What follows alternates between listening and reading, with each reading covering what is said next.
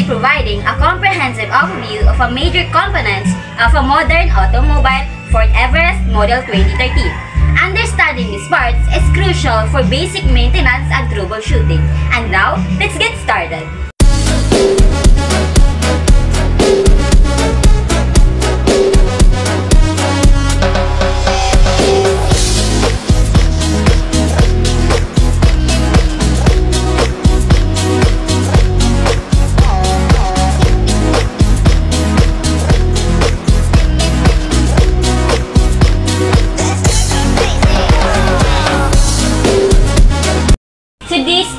The roof, which is located at the top of the car.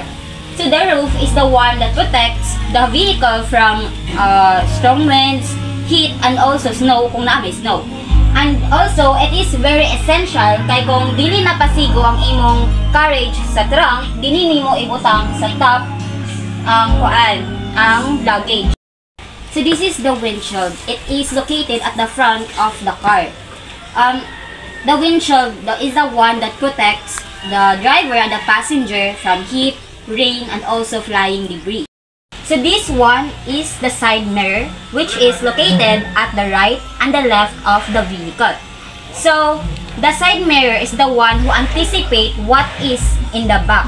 Especially, it is very helpful kung mag-parking. So this is the windshield wiper.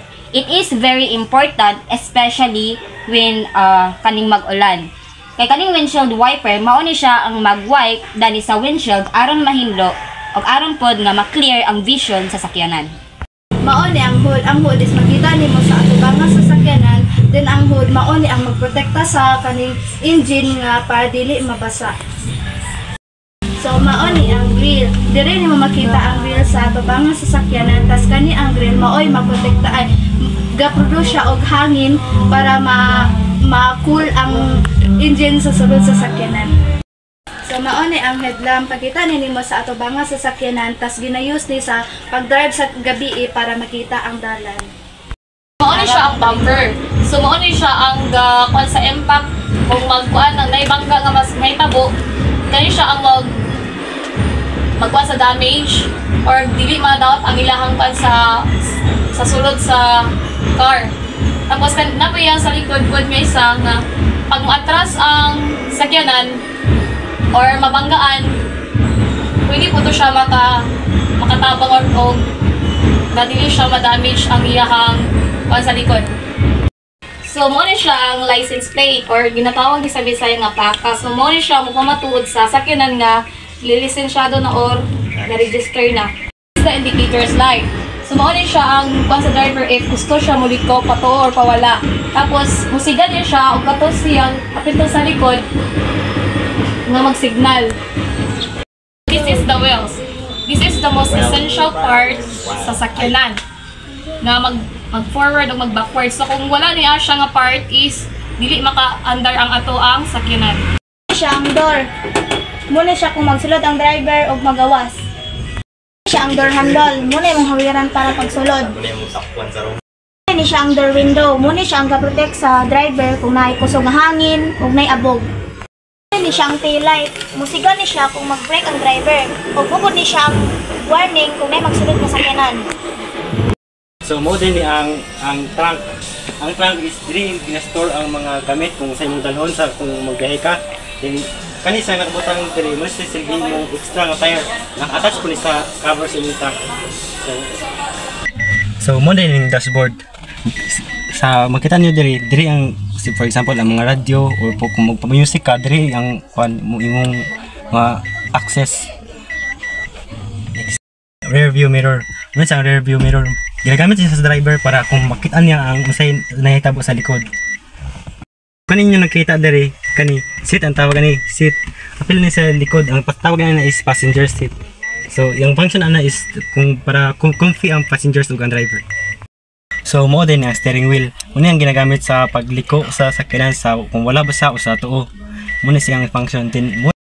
So guys, diri na to makita ang horn sa steering wheel. Nani siya diri sa tunga dayon.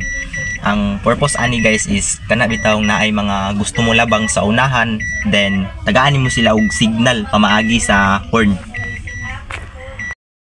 Guys, muna siya ang kuan, ang brake kaning naa diri sa ilalom, dili nato siya makita kay na siya cover. So ang purpose aning kuan brake is inig kuan nimo siya, tunog nimo siya sa brake pedal. Ang yang work ani is kanang muklip siya aning yang murag rotor, kani ang rotor niya silbi dari siya mupaak para mo kuan mo reduce og slow atong sakyanan. Guys, muna siya ang tires made is rubber and nylon. Dili man nato mapadagan atong sakyanan kung walay ligid. Ay guys, ipakita na ko karon sa inyo ang gear stick. Guys, muna siya ang gear stick is diri nimo makita ang kuan.